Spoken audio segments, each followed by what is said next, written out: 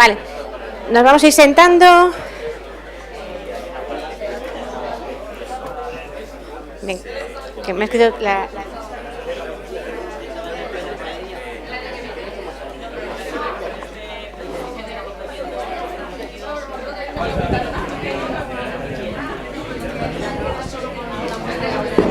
¿Es este o ya se acabó? No, con este así ya... Bueno, pues vamos a empezar, ¿vale? Fonredes al fondo, Fonredes. Atención, Fonredes. Fonredes, por favor. Se me revolucionan. Bueno, ahora sí. Arrancamos, ¿vale? Bueno, ni tan mal, 8 minutos. Todo ya... Yo creo que si el curso dura una semana, somos puntuales. Bueno, pues nada, no os distraigo más. Dejo tenemos Mary. Pues Mary está bien. Mary Molina, de Spain Up, y ella va a liderar esta mesa de vivienda súper interesante, que es un tema que nos preocupa a todos muchísimo. Y si quedase tiempo, que esperemos que sí, para preguntas, que tenemos hora y media, o sea que voy a ver, pues es el momento de que esa que se saque ahí trabado que tenía que haber dicho, pues ese momento, ¿vale? Porque no hay muchos más momentos para hablar así en público. Y nada más, yo por mi parte os dejo aquí el micro. Como estamos en streaming, necesitamos que siempre habléis, no muy pegados porque resopla, pero al micro, ¿vale? Dejamos uno aquí.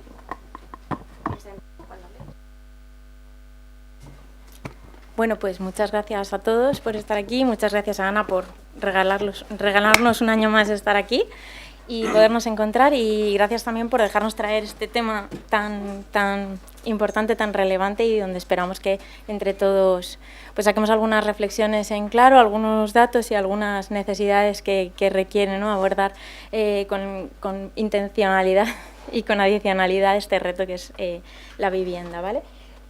Como ya esta mañana Mercedes ha explicado qué es Spain Up, me lo puedo ahorrar, estabais todos, ¿no? Y si no, pues hacéis los deberes, que estamos en la academia y aquí hay que trabajar. Por mi parte, como ya todos nos hemos conocido, y los que no, pues de nuevo deberes, luego en el BNS nos vemos y hablamos. Entonces voy a hacer un pequeño alegato por mi parte friki jurídico, ¿vale? Entonces voy a empezar con una lectura. Todos los españoles tienen derecho a disfrutar de una vivienda digna y adecuada. Los poderes públicos promoverán las condiciones necesarias y establecerán las normas pertinentes para hacer efectivo este derecho, regulando la utilización del suelo de acuerdo con el interés general para impedir la especulación. La comunidad participará en las plusvalías que genere la acción urbanística de los entes públicos. Este es el artículo 47 de nuestra Constitución, y aunque, bueno, pues para mí, si yo pudiera reescribir, si yo tuviera una escoba y pudiera reescribir, cambiaría algunas cositas, ¿no? Porque, por ejemplo, está en el capítulo 3, que son principios rectores de la política social y económica. Quizá, para mí, en el capítulo 2, como derecho fundamental, tendría más sentido. Entonces, hay una primera reflexión. Y luego tiene conceptos quizá cuestionables, ¿no? Y por los españoles, todos los españoles y los que no son españoles, pero conviven con nosotros, viven aquí, jurídicamente también, o sea, conceptos jurídicamente indeterminados también, como condiciones necesarias, normas pertinentes, y luego otros conceptos quizá un poco desenfocados, porque cuando dice la comunidad participará en las plusvalías, yo quiero saber qué comunidad es esa, porque no lo sé. Entonces, bueno, algo sí que está claro en este artículo, que habla de regulando de acuerdo con el interés general. Vale, vamos a dejarlo para impedir la especulación a un lado, pero regulando de acuerdo con el interés general.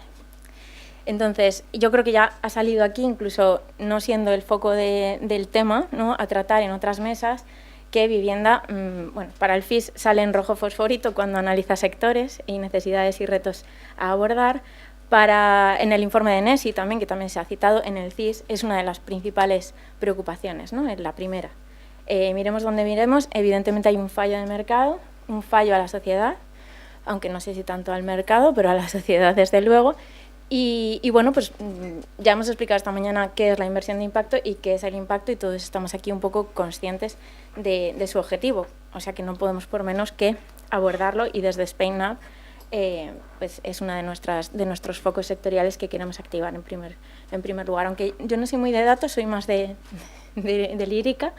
Es verdad que hay algunos datos como la subida del precio de la vivienda que merece resaltarse, ¿no? En los últimos 4 años más de un 38%, frente a salarios estancados que no han subido más de un 12%.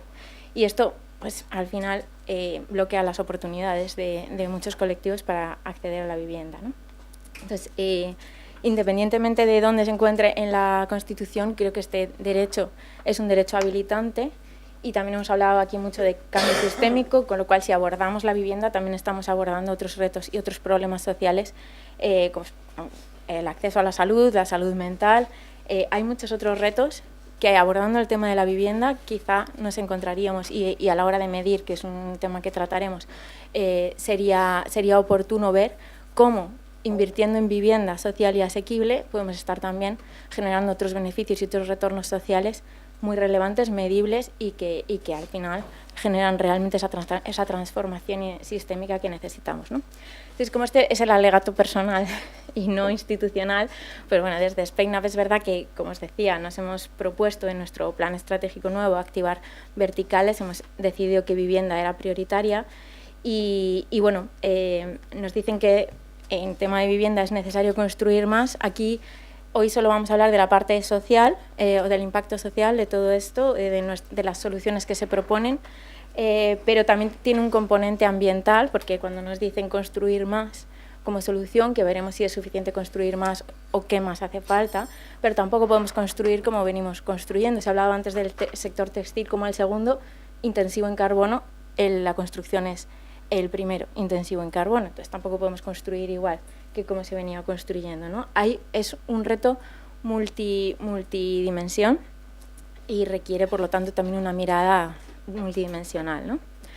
Y bueno, como estamos convencidos de que este tema es fundamental y donde la inversión de impacto tiene un papel muy relevante, sí me gustaría empezar a que los presentes en la mesa conmigo puedan ayudarnos un poco a contextualizar el problema más allá de esta primera exposición más jurídica, ¿no? Pero en primer lugar, entonces, voy a dar el paso a Eduardo Gutiérrez, que es trabajador social y abogado, codirector general de Provivienda, que tiene más de 20 años de experiencia en el sector y ha liderado proyectos centrados en el derecho a la vivienda desde un enfoque social e innovador. Sí me gustaría, Eduardo, que aparte de contarnos un poquito más de esta actividad de Provivienda, bueno, pues para esa legitimidad que se presupone hablando de esto, pero para que nos cuentes un poco qué viene haciendo Provivienda en estos años y cómo mira un poco a la financiación, a la inversión de impacto como posibilidad que asume, pero también un poco de contextualización y la evolución del problema de la vivienda en España, ¿no? Porque vemos que de hecho se ha convertido en la primera, pero no siempre ha sido así, en la primera preocupación de los españoles. ¿Cómo viene o cómo se ha convertido, cómo hemos llegado hasta aquí? Bueno, muchas gracias, María. Buenas tardes a todos y a todas. Muchas gracias por la invitación. Esta parte de contextualización del tema de vivienda suena como todo un reto y a lo mejor para después de comer quizá yo también yo soy de datos, pero tengo mala memoria para los datos.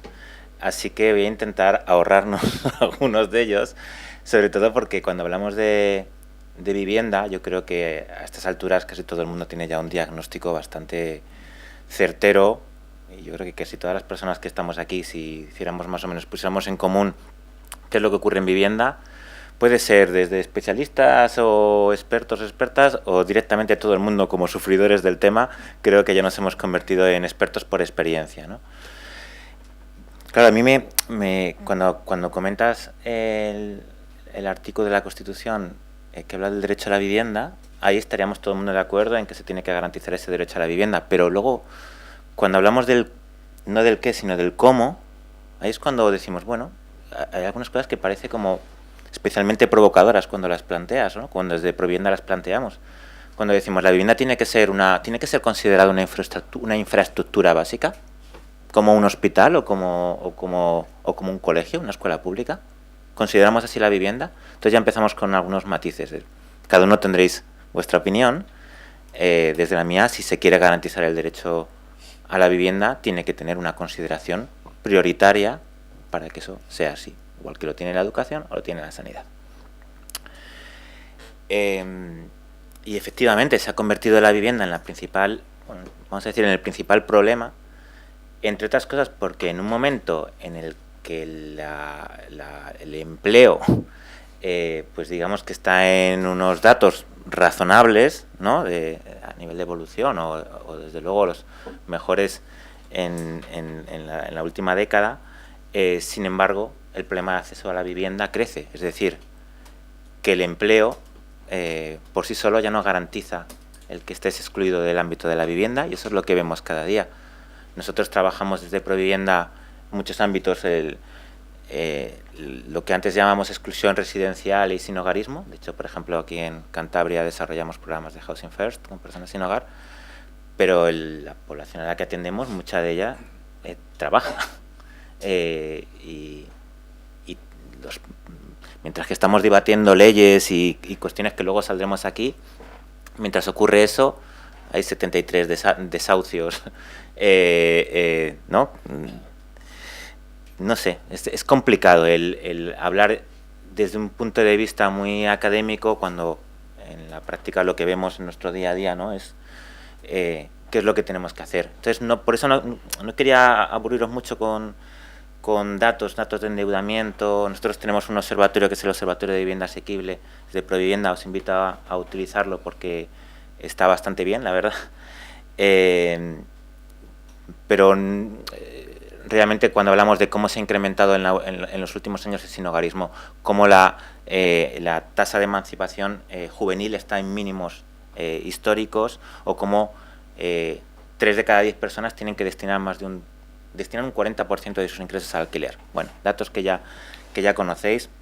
No os aburro mucho con eso porque luego nos ocurre que yo participo en muchos foros sobre vivienda y normalmente uno termina el foro y se va andando a su casa como con las manos en los bolsillos y cabizbajo, diciendo, bueno, ¿cuál es la buena noticia? Que yo creo que desde hace varios años creo que estamos más centrados en soluciones y algo se está moviendo.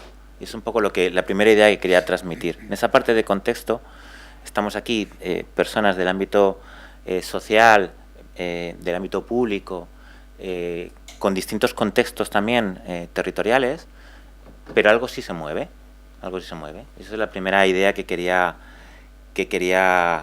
contar.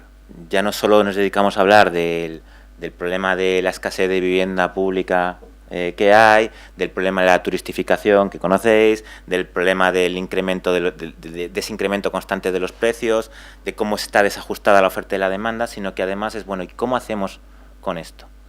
Y el cómo hacemos no tiene una solución única, sino que tiene muchas.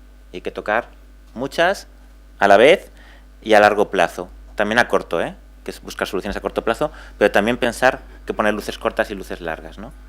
Desde ahí, y yo entiendo que luego vamos a entrar un poquito más en materia sobre este tema, pues sí, estamos en un momento en el que se está incrementando el parque de vivienda pública, estamos en el 3,3, pero ya estamos muy lejos de la media del 8,9 de media europea. Así que, claro, cuando a veces cuando escucho hablar de compararnos con Austria y con Países Bajos, digo, bueno, pues no vayamos al 20, vamos a ponernos un objetivo, pero un objetivo claro. ¿Cuál es el objetivo en las políticas públicas? ¿Llegar a un 8 en 10 años, a un 9? No lo sé, el que sea, pero vamos a trabajar con ese objetivo, ¿no? Creo que también hay un cierto consenso en la necesidad de un enfoque estructural, y voy un poquito ya al tema, y es cómo tiene que generarse también una colaboración entre lo público, lo privado y lo social, con distintos contextos, ahora abordamos también, o distintas características, ¿no? Estamos, pues, claro, no tiene nada que ver la situación en Cataluña, por ejemplo, de Xavi, que lleva muchos años apostando también, por una parte, donde se está potenciando el papel del tercer sector, con la situación de Euskadi, donde realmente, bueno, perdonad que me meto en lo que vais a hablar vosotros, pero donde realmente lo público, donde ha habido unas políticas públicas de vivienda coherentes durante años, pero eso es verdad que a lo mejor ha dejado un poquito menos espacio a la parte social. Y luego está territorios como los que vengo yo de Madrid, que ni una cosa ni otra, porque no hay política, porque hay una política de vivienda, porque la hay, pero que es básicamente oferta y y demanda, con lo cual el papel del tercer sector es muy residual, pero tampoco hay un parque público de vivienda desde mi punto de vista suficientemente potente para lo que debería ser Comunidad de Madrid. Y luego existe un resto de territorios, digo, que por supuesto que hay situaciones como Málaga, bueno, pero luego hay sobre todo muchísimas zonas donde no hay ni público ni social. O sea, donde hay muchísimos municipios que no tienen ni una herramienta de empresa pública de vivienda, ni tienen entidades que trabajen allí, ni salen las cuentas cuando se habla de promoción y de suelo, bueno, ¿no? ¿Qué es lo que necesitamos? Pues yo lanzo unas cuantas ideas, no sé si voy bien de tiempo más o menos, vale. Pues voy a lanzar algunas ideas de qué es lo que pienso que deberíamos hacer. Por un lado, como he dicho, evaluar políticas. Eso para mí sería fundamental, evaluar las políticas. Es que en España hay poquita tradición de evaluar las políticas.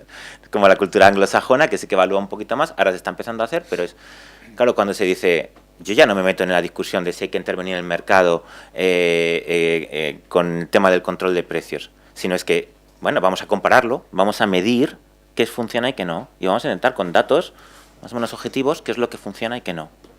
Y sobre eso, alejémonos de dogmatismos y de soluciones únicas. Yo pienso que hay que intervenir en el mercado, pero si los datos dicen lo contrario, pensaré que no. Así de claro. Lo que pasa es que necesitamos datos que yo creo que sean suficientemente potentes, mantenidos en el tiempo. Lo que sí hemos visto es cuál es la consecuencia de no intervenir, porque de eso sí tenemos datos, ¿no?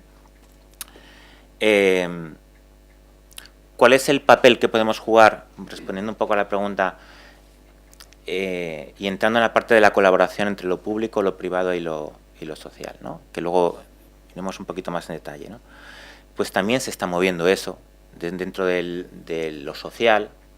Yo vengo de una entidad que empezó en el año 89 a hablar de vivienda, pero durante décadas es que no ha habido ninguna ONG que es especialista en vivienda que no fuera pro vivienda. Ahora, bueno, pues en Cataluña hay todo está Cohabitat, que es que representa a muchas fundaciones, entre ellas Habitat 3 o Salas, donde realmente están empezando a tener, bueno, un cierto impacto, todavía pequeño comparado con lo que se tiene en otros países, pero lo tiene. Claro, cuando miramos los ejemplos o ponemos ejemplo a Países Bajos o a Austria, en Países Bajos o Austria las entidades sociales tienen un papel muy relevante en la provisión de vivienda. Lo que pasa es que aquí es lo que llaman las housing associations o housing corporations, pero aquí todavía requiere de mucha pedagogía y de mucha mirada a la especialización y ver cuál es el rol que podemos tener las entidades sociales en ese ámbito, ¿no? Nosotros hemos creado una marca que se llama Lumbra, que va a ser también dentro de nada una fundación, y vamos poquito a poco pues también generando nuestro parque de viviendas. Pues tenemos 100 viviendas en propiedad. Pongo un ejemplo. Estamos adquiriendo ahora mismo 76 viviendas en Canarias, que se califican como VPO, tienen una subvención del 60% por parte del Plan Estatal de Vivienda, y se ponen un máximo de 5 euros metro cuadrado, es decir, que estamos alquilando viviendas más o menos a unos 350 euros. Es un rol que podemos jugar las organizaciones. Lo que pasa es que nosotros tenemos que poner otro 40, y el otro 40 tiene que ir por la vía de préstamo hipotecario o inversión privada, que después si queréis entramos un poquito más en eso. ¿76 viviendas es mucho o poco en Canarias? Pues desde luego es poco para lo que se necesita, pero que en un año y algo una entidad haya conseguido poner en un alquiler que está entre lo social y lo asequible, me parece que lo que debería es alentar a que haya más entidades, más Habitat 3, más salas, más proviviendas, que colaboren con lo público y que tengan unos objetivos comunes con lo público. Otra cosa es cuál es el rol que debe tener exactamente una entidad social y qué tipo de presencia tiene que tener, ¿no? Pues esa sería una de las soluciones. Uh-huh. ¿Qué es lo que se necesita? Si quieres... Sí, yo si no es que me enrollo aquí, vale. No, porque como has hablado mucho de lo público y también os lanzaba una pregunta, ¿no? Que qué papel tiene que tener el sector social, y tú eres el sector social. Entonces voy a empezar por preguntarle a lo público qué piensa de lo que tiene que hacer lo social y luego al revés, ¿vale? Pero entonces voy a presentar a nuestro siguiente panelista, que es Mario Jolly.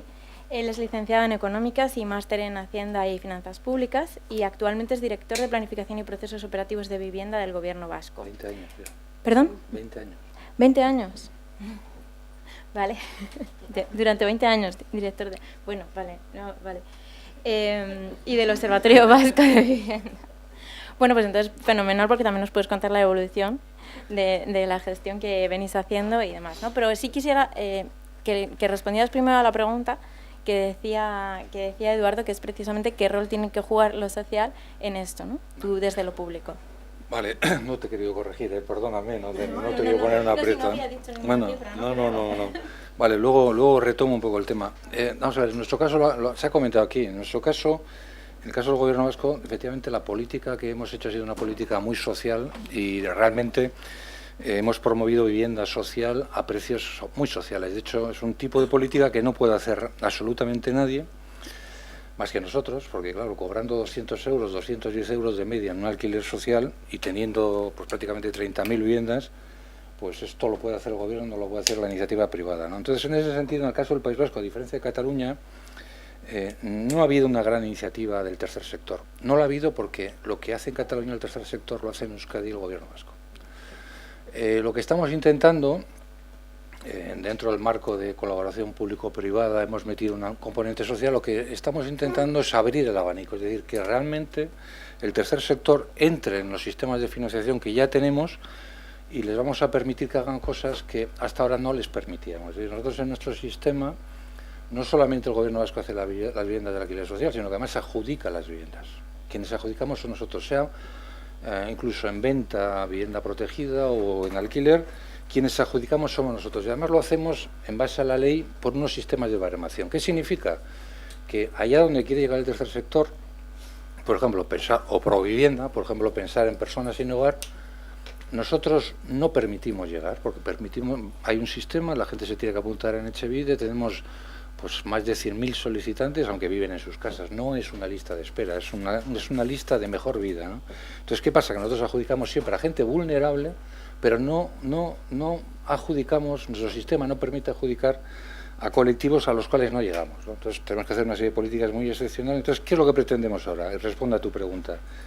Pues queremos que el tercer sector acceda a nuestro sistema, acceda a financiación, acceda a ayudas, y les vamos a permitir que excepcionalmente adjudiquen a sus colectivos. Es decir, si tú quieres acceder a financiación para hacer una política frente al sinhogarismo, te vamos a permitir excepcionalmente que tú, tercer sector, lo hagas, y te sacamos de nuestro sistema general, ¿no? Es un poco la respuesta, ¿no? Entonces, vamos por ahí, como también vamos con la colaboración público-privada, ¿no? Retomo un poco y vuelvo a nuestro principio, ¿no?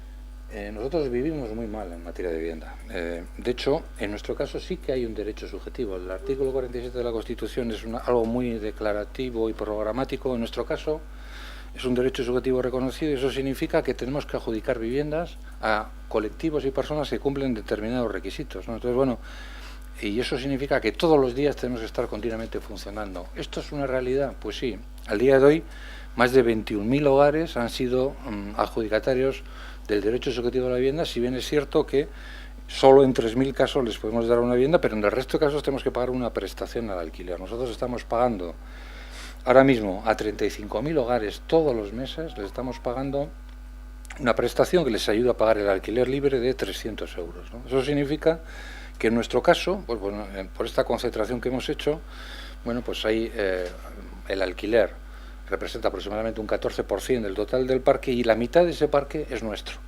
O es público directamente, 30.000 viviendas, o está intervenido, cuando se habla de intervención, está intervenido y recibe un tipo de prestación por nuestra parte, ¿no? Entonces es un sistema muy social, que cuesta un montón de pasta, y que precisamente que sea tan social y que cueste tanta pasta marca los límites. Es decir, hablo de éxito porque, a pesar de todo, pues nosotros somos la segunda comunidad de España con más viviendas sociales. Solo nos gana Andalucía, y porque en los tiempos del INV les hicieron muchas viviendas, ¿no? Somos la segunda comunidad. Es decir, nosotros nos gastamos 200 euros por habitante, cuando la media española son 48 euros. Es decir, efectivamente, eso cuesta mucho, se está y es una política que ha sido de éxito, ¿no? Pero, ¿qué nos pasa ahora? Que ahora tenemos un fracaso en ciernes. ¿Qué ocurre? Que a pesar de que empleamos mucho dinero, a pesar de que hacemos una política social muy potente, a pesar de eso, es insuficiente. Es insuficiente. Necesitamos hacer un 50% más de lo que hacemos y necesitamos hacer un tipo de productos de alquiler asequible y de gente que compre también a precios asequibles donde no llegamos. A pesar de que empleamos recursos, no llegamos ahí, ¿no? Con lo cual nos obliga a tomar medidas, ¿no? ¿Por dónde vamos? Vamos a ver. En Cataluña y ahora en Navarra han optado por crear sociedades mixtas público-privadas. Nosotros las creamos allá por el año 2003. He tenido el placer de disfrutar de los consejos de administración públicos-privados durante 20 años y hemos terminado tarifando. En su momento fueron muy exitosos, se hicieron muchas cosas, pero a partir de otros momentos las cosas fueron mal y la lección que hemos aprendido, se hablaba de lecciones, la lección que yo he aprendido es que zapatero a tus zapatos. Hay que colaborar efectivamente con la iniciativa privada y os vamos a decir cómo, pero en cada uno en sus ámbitos. No me creo las sociedades mixtas, ¿por qué? Porque las hemos hecho, hemos funcionado y hemos tenido problemas, ¿no? Y además ha habido otra cosa que nos pasa a nosotros, yo no sé, a mí me maravilla la Comunidad de Madrid, por ejemplo, no deben pedir informe. Nosotros cada vez que hacemos una política, yo tengo la costumbre de pedir un informe preceptivo a la IGAE y casi siempre nos echan para atrás la mayoría de nuestras políticas porque dicen que son maneras de evitar el endeudamiento, que eso es deuda, que son operaciones, cualquier financiación a más de 10 años es deuda. Como nosotros pedimos los informes a la IGAE, nos han parado en ese ámbito y también es cierto que nuestras sociedades públicas ahora mismo se han metido en el entorno de lo público, son tan público como la propia administración, con lo cual de sociedades mixtas se acabó. ¿Cuál es nuestra solución en la que estamos trabajando? Pues es un fondo social, un fondo de alquiler social, un fondo social de alquiler, un fondo de impacto social. Eso es lo que proponemos. ¿Qué ocurre? Por eso te digo que luces y sombras, claroscuros. La vivienda es un problema, sí, es un problema grave hoy en día. En el caso del País Vasco, el primer problema. Pero yo tengo que decir que no es un problema para el 83% de la población vasca. No lo es porque el 50% es propietario de una casa sin pagos pendientes y otro 33% es propietario de una casa con pagos pendientes, pero que además se desgrava anualmente porque es la única comunidad que mantiene las desgravaciones fiscales. Para el 83% de la población vasca no hay ningún problema de vivienda. La subida de los precios es una maravilla patrimonial. El valor de los inmuebles en el País Vasco es 5 veces el PIB anual del País Vasco. Y eso ocurre lo mismo en España, ¿eh? Hay un reciente informe del Banco de España que dice lo mismo. Es decir, el valor inmobiliario es 5 veces el PIB en un año, ¿no? Entonces, bueno, ¿qué es lo que pretendemos? ¿Dónde está el problema? El problema está en un 14% de la población que vive en alquiler libre y que efectivamente está pagando por encima del 40%. Y también el problema es para, sobre todo, los jóvenes, inmigrantes, nuevos colectivos, personas vulnerables, que no hay manera humana de que accedan a una vivienda en compra. Ese es el colectivo al que tenemos que dirigir. ¿Cómo? A través de ese fondo social. ¿Qué es lo que pedimos y qué es lo que vamos a negociar? La captación de inversión privada en ese fondo para promover vivienda asequible, mayoritariamente en alquiler, pero también en compra. ¿Va a haber iniciativa privada que juegue con nosotros? Espero que alguno de ustedes incluso se anime y me llame para hablar de esto, ¿no? Pero evidentemente nosotros ya tenemos el tiro hecho. En el País Vasco, las EPSVs, en este caso los fondos de pensiones, manejan 30.000 millones de euros de ahorro de las personas para, básicamente son planes de pensiones de empleo. Esa gente está ganando, además 2 de ellos son grandes fondos de pensiones públicos que tienen unas rentabilidades impresionantes porque hacen una cosa muy sencilla, captan dinero e invierten en bonos. Es un negocio perfecto, ganas dinero siempre, ¿no? No hay riesgo ninguno. Entonces, ¿qué pretendemos? Hombre, que jueguen con nosotros. ¿Es posible que jueguen con nosotros con rentabilidades a largo plazo moderadas y garantizadas por el gobierno? Sí, sí es posible. De hecho, ya tenemos unos cuantos clientes que están por la labor, pero en todo caso vamos a intentar captar este tipo de inversión, vamos a intentar que los fondos de pensiones trabajen con nosotros, ¿para qué? Para financiar la promoción de alquiler asequible. Los suelos los pondremos nosotros a través de concurso público y ese fondo adquirirá las viviendas y las tendrá que gestionar durante 50, 75 años y además ese fondo emitirá bonos, se volverá a refinanciar y tal. Es decir, esta es nuestra apuesta estratégica, que es novedosa a nivel de España ahora mismo. Ya hemos pasado por el ámbito de las sociedades, vamos por aquí Estamos trabajando en ese ámbito y yo espero que para el año que viene podamos constituir ese fondo. De hecho, aquí Alejandra se nos está adelantando desde el ámbito privado y podamos operar para promover alquiler asequible. Porque, insisto, somos capaces como gobierno de promover 5.000 viviendas al alquiler. El objetivo para los próximos años es 7.000. ¿Lo vamos a conseguir? Sí. A base de emplear ingentes cantidades de recursos públicos, ¿no? Pero tenemos un límite. Por ejemplo, en el caso que comentabas de Viena, a mí me maravilla porque, bueno, yo siempre les he admirado y vamos mucho por allí, tenemos muy buena relación, ellos vienen por aquí, pero cuando efectivamente se dice, y es verdad que tienen 250.000 viviendas el ayuntamiento, 250.000 las cooperativas subvencionadas por el ayuntamiento, es maravilloso, es que es impresionante. Y además está muy bien, el que toca el violín de la filarmónica puede acceder a una vivienda pública como otro cualquiera, ¿no? Es maravilloso, pero nadie cuenta una historia que nosotros hemos propuesto y me la han echado para atrás, y es que en Austria todo el mundo contribuye con el 1% de su nómina todos los meses para financiar esa política. Esa es la gran diferencia. Eso también ocurre en Francia. Hay una financiación tributaria, hay una vinculación entre impuestos e ingresos de tal manera que el Ayuntamiento de Viena todos los años maneja 400 millones para inversiones. 400 millones. Eso aquí no existe. Entonces la manera, es más, cada año nos tenemos que pelear por la captación de presupuestos y aunque efectivamente debiera ser la vivienda una infraestructura pública, no lo es. Las prioridades son otras. Es decir, vivienda es el primer problema, pero seamos sinceros, en mi caso, en el caso del País Vasco, la industria es la primera prioridad. Ahora se ha puesto, es evidente que hay que actuar. Y luego la sanidad, que tenemos una sanidad que era el orgullo de la casa hace unos años y que ahora mismo es una cosa terrible. Bueno, pues resulta que lo más urgente es la vivienda. Vale, es lo que hay. Bueno, lo público llamando a lo privado también llamando a lo público, pues vamos a dar paso entonces a Alejandra para que nos cuente también su proyecto y cómo veis vosotros la necesidad de... ahora te paso la necesidad de que el capital privado en inversión inmobiliaria, en inversión en vivienda, mire hacia el impacto, ¿no? y cómo es vuestro proyecto. Alejandra es socia fundadora y directora general de Alas Social Impact Capital, recientemente incorporadas a SpainUp como asociados, y junto a Primero H Hogar Sí, son las dos asociadas que tenemos ahora mismo y con las que queremos impulsar y visibilizar la oportunidad, ¿no?, de la inversión de impacto precisamente como herramienta. Pero bueno, cuéntanos tú un poquito más de vuestro modelo. También es una SBIC, que también me gustaría que hicieras mención a cómo esta figura jurídica contribuye, o aunque solo sea desde enunciativamente por el momento, porque no tenemos un reglamento que la desarrolle y de momento no es del todo conocida en según qué contextos, pero cómo a vosotros sí os ayuda a articular el impacto desde ahí también.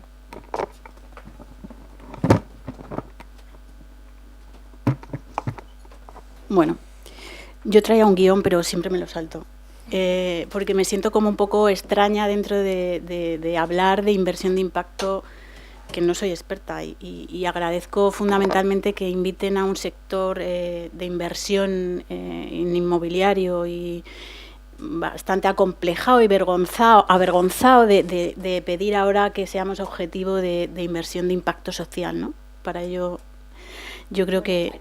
Se ha dicho que todos tenemos un pasado, ¿no? Escuchamos, no juzgamos. No.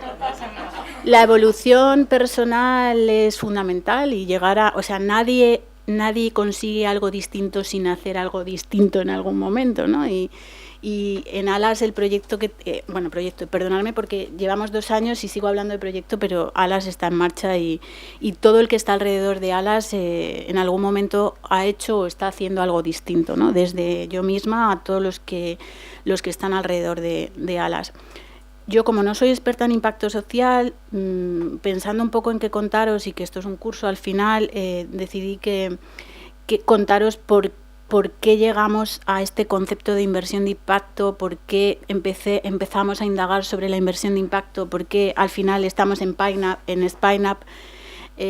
Realmente esto fue porque llevábamos, entre unos cuantos, pero fundamentalmente yo llevaba muchos años trabajando en inversiones en suministro y de vivienda, es decir, aquí hay una actividad principal que es el suministro de vivienda, que en España se ha estado haciendo muchos años, pues con distintas formas de hacerlo, desde lo público, está existido siempre, y desde lo privado con una serie de estrategias y de tipo de inversión, ¿no? Que es la que os digo que quizá ha estado muy vinculada siempre a una estrategia financiera. Bueno, ha estado vinculada siempre a una estrategia financiera y distintos modos de conseguir un retorno financiero, ¿no? Pues basado en el ROI y poco en el SROI, ¿no? Que aquí lo conocéis todos. Cuando esto pasó, tras 20 años trabajando en este tipo de estrategias, donde se suministraba, yo he estado en 2 fondos en los que se hizo vivienda en alquiler, pero exclusivamente basándose en retornos financieros.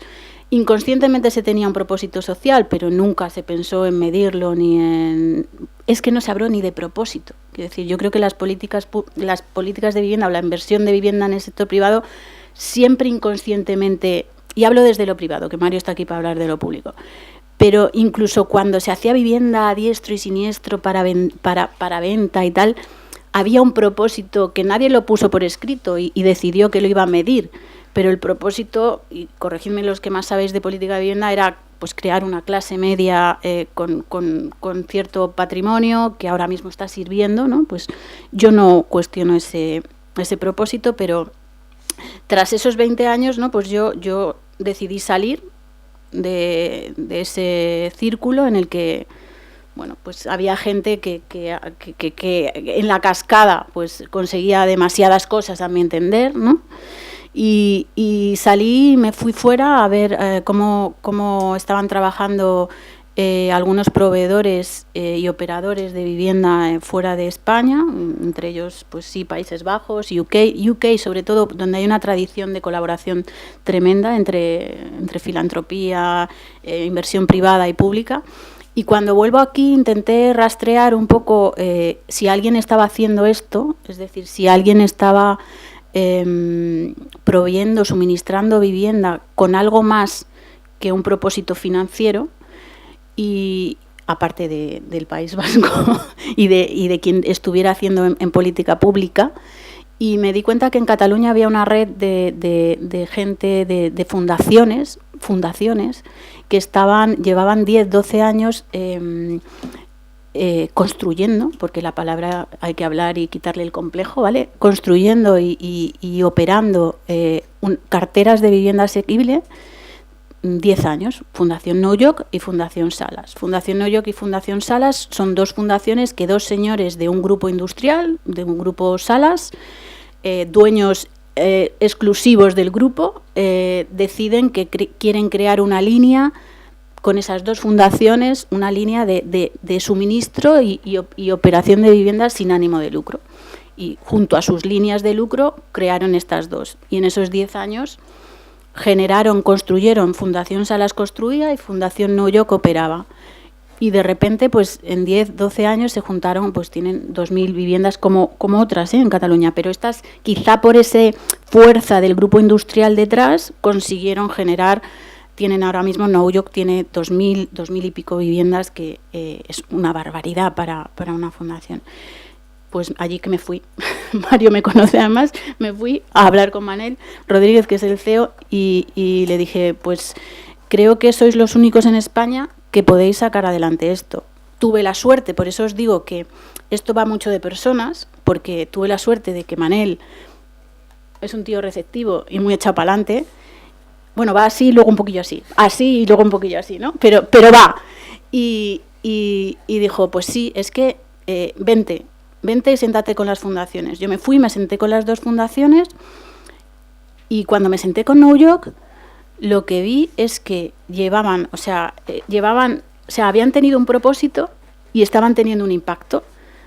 Lo único que tenían hasta ese momento eran informes de acción social, pero cuando yo vi las casi 1.000 y pico viviendas que tienen, algunas llevan 11 años operándose, viviendas asequibles, me senté con la chica de acción social, Ángels, y me decía, pues mira, hemos conseguido esto, y lo que vi es que era una generación de impacto tremenda. O sea, lo que habían conseguido, y yo me quedé con esa frase, es que la asequibilidad fuera un mecanismo de prevención de la exclusión.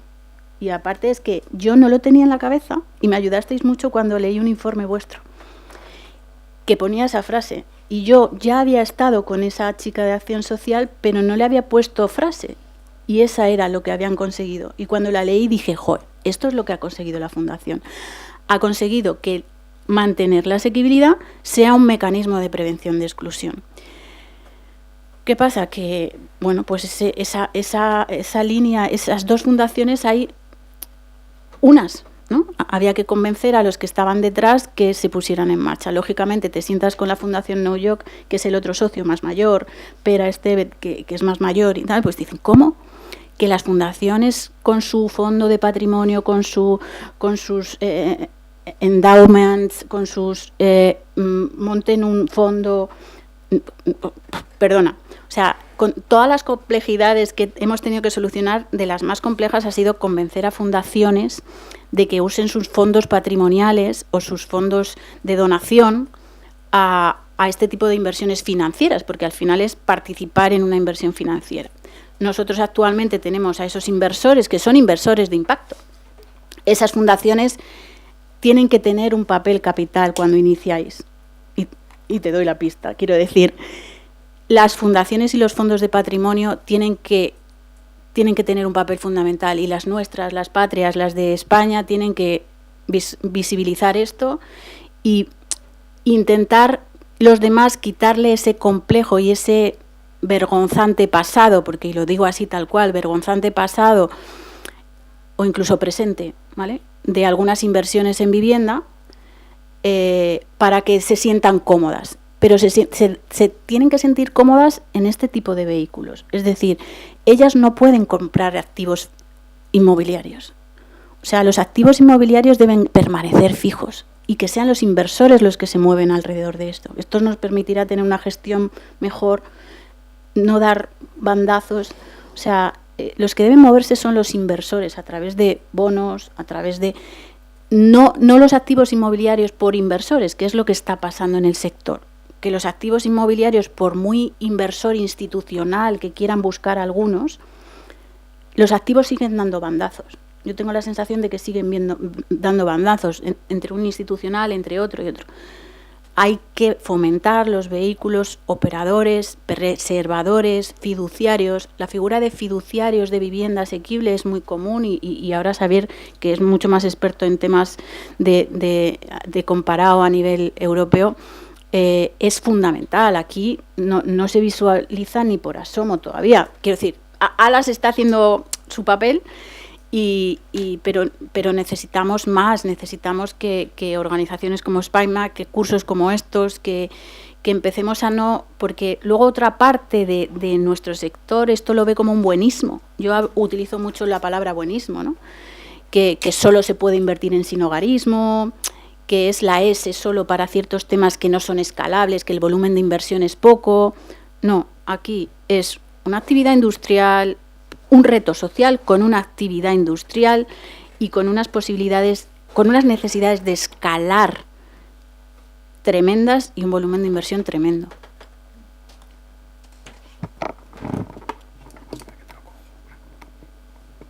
Pues muchas gracias.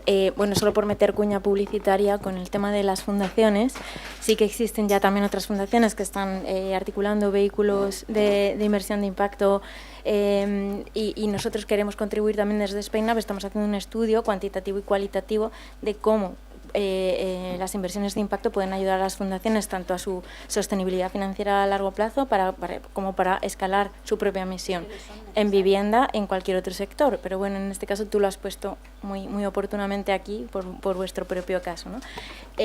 Bueno, yo creo que ya se va conectando entonces la vinculación y la necesidad de articular las soluciones en tres, ¿no? Desde los tres ámbitos, desde lo social, desde lo público y desde lo privado. Y yo creo que en esta última cosa que decías, de que sean los inversores los que se muevan, pero la gestión permanezca, entre otras cosas creo que esto es fundamental cuando buscamos medir, que evidentemente es una de las la madre del cordero del impacto, Pero claro, en vivienda además, con las derivadas que pueda tener, indudablemente más todavía, si encima se están creando así y articulándose individualmente o aisladamente soluciones, tampoco vamos a conseguir ni una transformación sistémica ni una medición correcta y comparable, ¿no?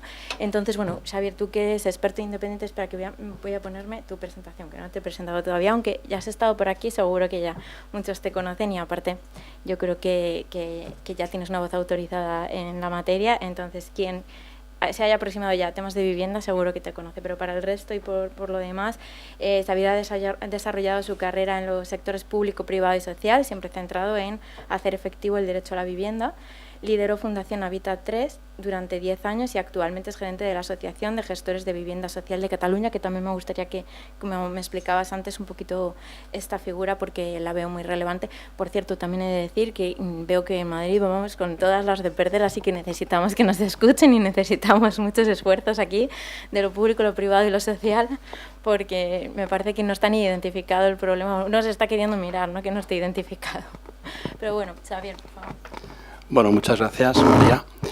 Bueno, también gracias a Ana y a Óscar, que han hecho unos esfuerzos muy grandes para que estuviera aquí. Y yo muy feliz de estar aquí y además muy feliz porque yo no soy muy experto en inversión de impacto, pero sí que desde el 2013, sin saber qué era la inversión de impacto, ya empecé cuando estábamos en plena vorágine de la crisis financiera, pensando cómo podíamos movilizar. En ese momento se hablaba de corralitos, ¿no? No sé si acordáis de... Y como decía, hay gente que, y además muy enfadados, ¿no? Con el sector inmobiliario, ¿cómo podemos movilizar dinero de gente consciente para resolver el reto de la vivienda, ¿no? Es un reto que ahora mismo pues está otra vez aquí.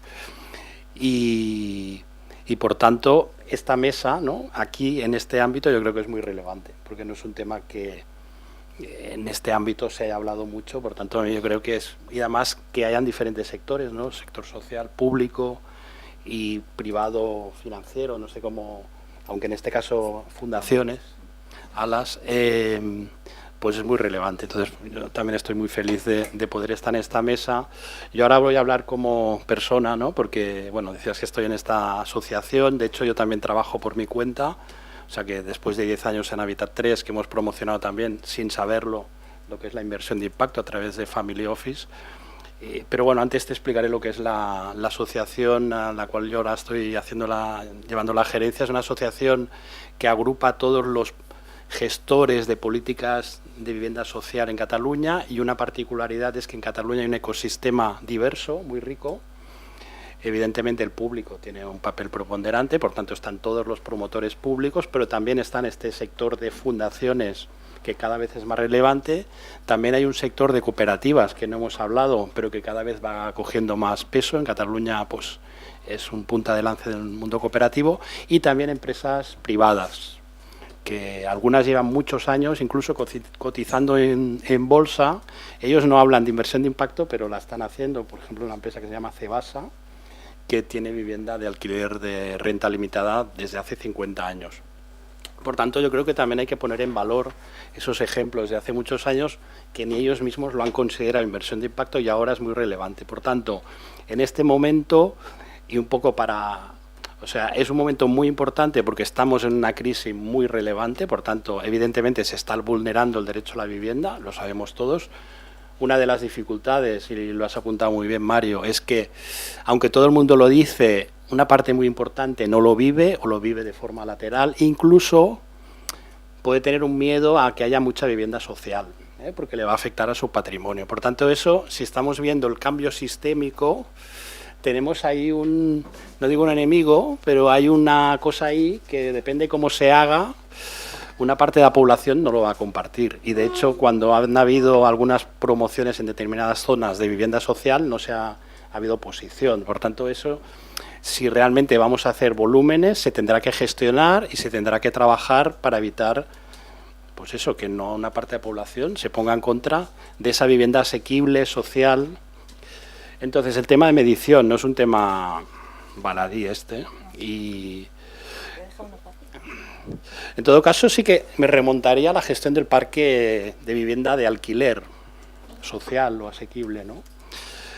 y no me voy a meter con Euskadi, porque lo hacéis muy bien, pero no es un parque que se haya gestionado por parte del público, en muchos casos, de forma muy adecuada, porque no se han dedicado recursos a la gestión, y por tanto eso también es una losa, eso es una parte negativa, sobre todo cuando vemos el público, mucha gente no se fía. Por tanto, yo creo que es muy relevante buscar estas alianzas para que lo público con lo social puedan gestionar de una manera, en algunos casos, diferente como se ha hecho hasta ahora. En el sentido de que cada vez hay colectivos que necesitan más soporte. Y esto parece que, por ejemplo, en Housing First, ¿no?, en las personas que viven en la calle, está muy claro que la vivienda no es lo primero, pero no es solo la vivienda. Poner a una persona a vivir en un piso que tiene muchas dificultades puede ser incluso un problema más grave. Por tanto, tiene que haber un acompañamiento. No en todos los casos, pero muchos sí. Entonces, el tema de medición, habéis hablado de la asequibilidad que ha salido, eso es muy relevante, es decir, en relación al precio de mercado, a cuánto estamos por debajo del precio de mercado, y la otra es en relación a la renta que paga en función de sus ingresos, ¿no? La renta que se establece en la literatura es que no puede superar el 30-35%, un tercio, y los que tienen menos ingresos aún menos, el 20%, incluso menos, porque el que tiene menos recursos necesita, y más en el mundo que vivimos, que todo es muy caro, menos, o sea, tiene que afectarle menos la renta a su vida. Por tanto, ese también sería un indicador, porque muchas veces se adjudican y da igual, ¿no? Tienes que tener unos baremos y ya está, ya se las has dado y ya no se valora ese tema, ¿vale? Otro elemento es la calidad de la vivienda. En teoría, ahora con los códigos técnicos y toda la normativa hace que todas las viviendas, las viviendas públicas o protegidas, deben ser iguales. No hay diferencia, ¿vale? Pero sobre todo hemos de asegurar el confort, la dignidad y yo diría la integración, la no creación de guetos. Hay casos de creación de guetos en los 60, pues. España tampoco es un país que se hayan generado grandes guetos, a diferencia de Francia, Suecia, que están teniendo muchos problemas por esos guetos, por esos barrios que están fuera de los centros urbanos. Por tanto, yo creo que ahora, y podemos hablar después si tenemos que construir o no, yo creo que sí, pero a lo mejor no todo lo que a lo mejor vamos a prever, pero hay que construir, pero tiene que estar integrado. Por tanto, ese también es un elemento de integración y dentro de las propias promociones, desde mi punto de vista, debería haber mixtura de colectivos. Es un tema complejo. Incluso los promotores dicen, ostras, pero aquí nos vas a poner gente que no nos va a pagar, que va a generar problemas. Bueno, hay experiencias muy positivas de que la mixtura es que es la sociedad donde vivimos. Por tanto, eso es un elemento también de hacer una sociedad más integrada, más justa, diversa y aceptando cómo vivimos. Otra cosa es que determinados colectivos deben tener un acompañamiento que de alguna manera va a asegurar que si hay alguna dificultad, pues van a estar ahí. Y después todo el tema medioambiental, evidentemente. Pero esto ya de alguna manera ya se está asegurando con el tema del código técnico. Y otra medida, que en este caso no sería de vivienda nueva, pero como os decía, el tema de cómo optimizar el parque existente. Por tanto, porque aunque se diga, hace falta el suelo, evidentemente la política de suelo es relevante, muy relevante. El precio del suelo es un limitante muy importante por todo lo que se está hablando, porque, por ejemplo, en Barcelona el suelo es un problema muy grave, no hay suelo. Por tanto, aunque digamos, vamos a hacer no sé cuántos miles, no hay suelo. Por tanto, el suelo se tendría que extraer del stock inmobiliario. El stock inmobiliario no solo es vivienda, son locales, son oficinas, o incluso, depende de las densificaciones, hacer crecer los edificios para arriba. Por tanto, toda esa política, de alguna manera, hacer más compactas las ciudades. De hecho, sobre todo en el mundo mediterráneo, las ciudades son muy compactas, no son dispersas como el mundo anglosajón. Entonces, en nuevos desarrollos urbanísticos se tiende a una extensión muy grande. Por tanto, eso también desde el punto de vista... no sé si de medición, estoy sacando temas complejos, y que tampoco depende de los promotores. Eso es un tema de la administración pública cuando está haciendo urbanismo, ¿no? Pero relevante. Por tanto, sí que sé que, por ejemplo, Alas, estáis haciendo vuestra medición, no sé si después quedas entrar en detalles de eso. Yo he hecho una visión más general, pero es relevante porque además, sobre todo, si generamos nueva vivienda, como os decía, en Francia, Suecia hay muchos problemas, pues de alguna manera tenemos que prevenir los problemas futuros y la manera es la integración, es crear unas ciudades o poblaciones pues que no generemos guetos, Se lo has puesto todavía un poquito más complejo a lo público porque, claro, cuando además tienes que hablar entre diferentes áreas de una misma administración, o sea, vivienda, urbanismo, ¿no? Social, encima ya pues supongo que todavía más complejo, ¿no? No sé, si quieres ahora nos comentas tu visión de esto. Pero sí, bueno, después Alejandra también nos cuentas vuestro ejercicio de SROI, muy interesante y necesario.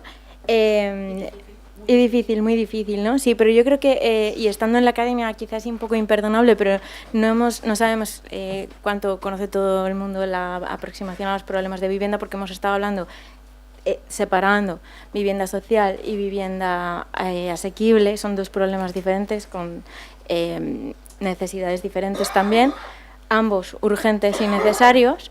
Pero bueno, es cierto que últimamente, y precisamente por la pérdida de poder adquisitivo de incluso personas que en clase media, con trabajos estables, ven cada vez más dificultades en pagar sus alquileres o en acceder a compra, pues está adquiriendo más importancia o más volumen en número de personas con este problema.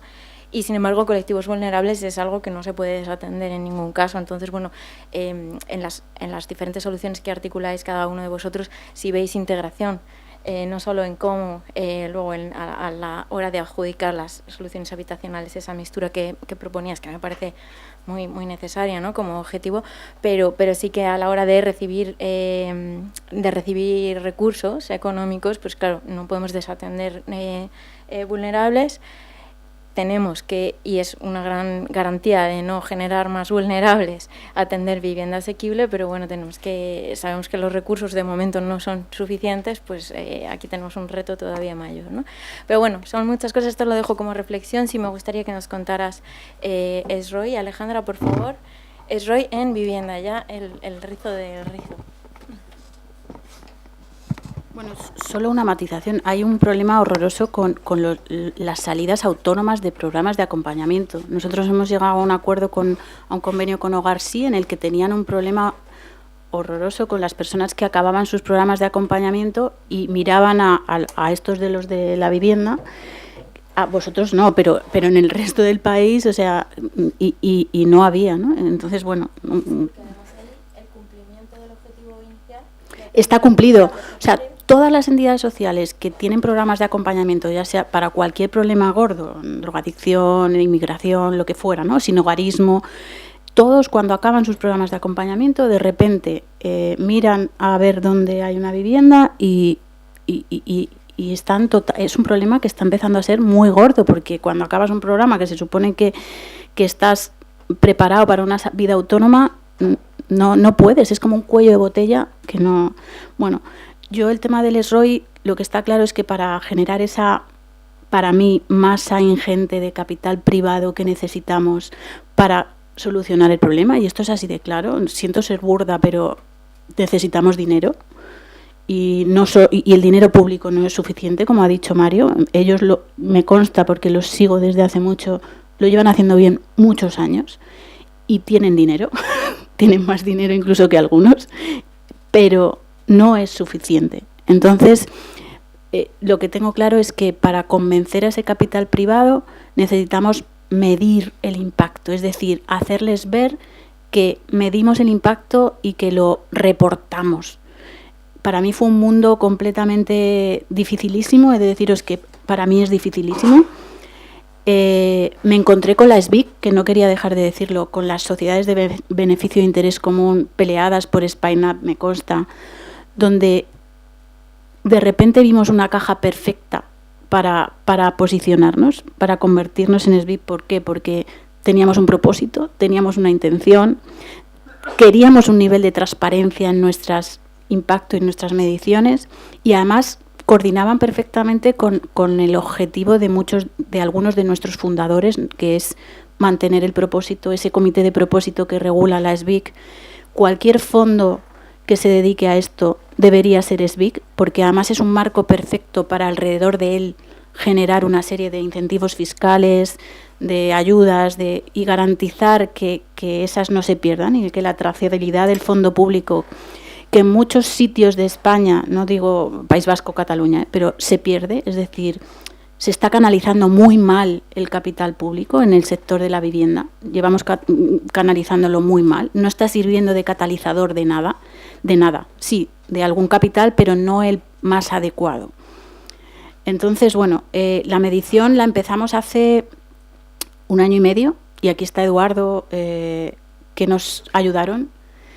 Nos sentamos con ellos y les dijimos, queremos un departamento de investigación y de estudios que de verdad sea especialista en vivienda, porque había bastantes, quiero decir, había universidades, ¿no? Pero queríamos a alguien que conociera la vivienda, que estuviera sufriéndola desde el sector desde hacía años. Y bueno, nos pusimos manos a la obra. Ha sido un proceso de 1 año y medio. 1 año y medio. La Fundación New York nos dejó todos sus edificios, algunos ya en explotación desde hacía 11 años, y nos pusimos en marcha. Hubo que contratar a un técnico de SROI. Por favor, muchos técnicos de SROI. Hacen falta, porque hacen falta. Contratamos a una chica maravillosa, Cristina, técnica de SROI, maravillosa, Eduardo, tiene que quedarse en Provivienda, porque junto con Elena, con la directora del área, hemos hecho un trabajo que creo que hemos conseguido el informe final de medición hace un mes. Con ello conseguimos algo que los inversores necesitan, que ya están invirtiendo en otros países con ese ROI, es decir, que por cada euro que nosotros invertimos generamos no voy a dar el número porque lo vamos a hacer público en septiembre con un evento, pero generamos X euros de retorno social, igual que hacemos una TIR o una GIL financiera, hacemos un SROI. Y bueno, es un proceso en el que las métricas y las métricas son importantísimas, pero también los KPIs, es decir, fijar los KPIs en vivienda es complejísimo y no hay una referencia a nivel internacional. Yo me he empollado la taxonomía social a nivel europeo, que no está acabada, alguna propuesta que se hace desde el Banco de Desarrollo del Consejo Europa. Bueno, nosotros hemos fijado los nuestros porque además no hay que darle muchas vueltas. O sea, la vivienda es un activo inmobiliario, permitirme que use alguna terminología, un activo inmobiliario que es esencialmente humano, o sea, impacta, nunca mejor dicho, en lo más profundo del ser humano, ¿no? En la salud, en el trabajo, en la dignidad, me atrevería a decir, en la prosperidad, o sea, cuando tú dices impacta en la salud, pues hay KPIs súper claros, o sea, KPIs de evitación de enfermedades, de si has tenido una enfermedad, qué capacidad, qué función ha tenido tu vivienda en tu periodo de recuperación, la educación. ¿Has accedido a alguna formación durante tu estancia en esta vivienda asequible? ¿Has mejorado tu formación? La educación, o sea, el trabajo, ¿has conseguido algún trabajo? ¿Has mejorado en tu trabajo? O sea, hay KPIs que, esto mucho más técnico, no con mis palabras, porque hay que ser, pero los KPIs hay que definirlos y hay que tener métricas claras a nivel, te diría que incluso europeo, o sea, métricas claras y un sistema, una metodología de medición y que los inversores sepan que van a invertir en algo que necesitan ver. Al final los señores y señoras que ven y deciden si invierten, ven la TIR, la GIL y si les das un SROI van a hacer sí. O sea, aunque para nosotros sea mucho más profundo, pero de verdad las decisiones se toman así. Y para nosotros, oye, si ganamos todos, perfecto, y me da igual que necesiten el SROI, venga, necesita el SROI en su comité o en su consejo. Pero hagamos que esto sea posible y la administración pública tiene un papel fundamental. O sea, prestar atención a las BIC, generar un marco donde pueda crearse operadores y preservadores a largo plazo. y estamos en otro ritmo. En la administración se está en otro ritmo, o sea, se está a otro ritmo, se está a producir la vivienda, a decir cuántas viviendas voy a construir en este año siguiente, incluso con fondos europeos. Hay fondos europeos que están viniendo y en España nos estamos dedicando a poner en marcha enseguida estructuras, excepto estos señores que lo llevan pensando mucho más tiempo, pero las estructuras de colaboración son, venga, pliegos de concurso, a presentarse, a producirlas, sin saber muy bien dónde van a terminar los activos. Yo, si empiezo a buscar dónde están terminando esos activos de esas colaboraciones, es que no sé ni cómo empezar, dónde ponerlas en la lista, a ver dónde están. Bueno, me callo porque si no. Ay, perdón. Bueno, sí me gustaría que también desde el público, y por ser un tema que como que tú lo decías al principio, ¿no?, que todos tenemos ya una opinión formada, todos estamos preocupados, nos atañe o no directamente, pero todos seguramente que quiera haber muchas intervenciones. Si queréis 1 o 2 minutos de cierre con alguna de las conclusiones o algo que queráis resaltar de lo que ha salido, pues libres, ¿vale? Pero 2 minutos. ¿Cuántos he consumido? Nada. No, vamos a ver, yo 2 ideas. Una primera, las métricas, que es importante. Bueno, las tenemos, es decir, yo siempre digo que la probabilidad de que yo vaya a la cárcel no se debe a que meta mano al dinero público.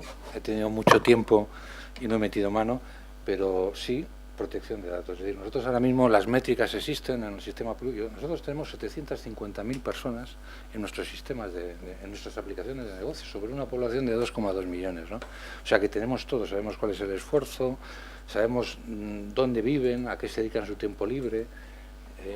Hay algún loco que quiere saber qué votan, pero me niego a saber esas cosas, ¿no? Entonces eso lo tenemos controlado, ¿no? Pero, digamos, los tiempos no nos ayudan.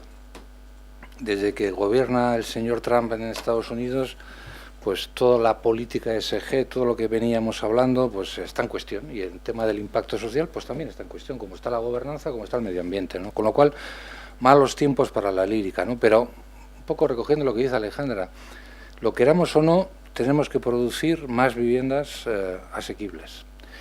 Y sí que defendemos, y creo que lo podemos demostrar, que nadie ha perdido jamás dinero con nosotros. Nosotros podemos garantizar una rentabilidad moderada a largo plazo, estable y con garantías públicas a cualquier inversor privado que venga a trabajar con nosotros. Esa es nuestra oferta.